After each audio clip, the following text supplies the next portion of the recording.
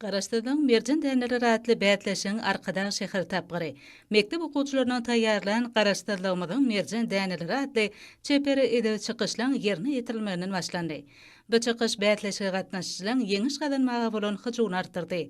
Her ýyl geçirilýän garaşdyrlygyň merjen dänleri ratly bätleşigiň baş maksady umum bilim berýän göýsatçylyk mekdeplerine, dörejilik merkezlerine hemde mektebe çeli çağlar idaralaryna bilim alýan, terbiýelenýän zehini çağlary ýüze çykarmakdan, olaň zehinlerine golluk bermekden, şeper höwet jöňlügi, sunugat ustadlygyny janr taýdan ähli köp türlü öwüşgünler bilen ösdürmekden, milli aýdymsaz medeniýetiniň ýörelgelerini dowamatlylygyny berkitmekden, şeýle hem ösüp gelýän ýaş netli ýokary watançylyk ruhuny terbiýelemekden, milli sunugatymyzda söýgüsini artdyrmakdan ibaratdyr.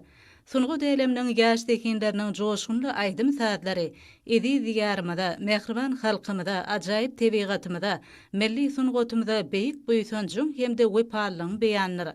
Olaň şerin sazlary ajaýyp aýdymlary täsin gözellik dünýäsidir.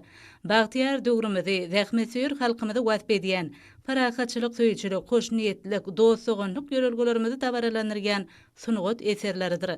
Geljeğimiz bolan ýaşlaryň bagtyar durmuşda ýaşamagy, döwrewap bilim terbiýe almagy, aýdymsaz dörejilik bilen meşgullanmak üçin edilýän ýygydarly aladalyň netijesinde Türkmenistan bagtly çağıragyň ýuruna urildi. Halkara parahatçylyk we anançmak eline geçirilýän dörejilik gözden geçirilşi aýratyn mazmuny eýedir. Bu gözden geçirilş ösüp gelýän ýaş netliň zehinleriniň ägirtdigini suwut etdi.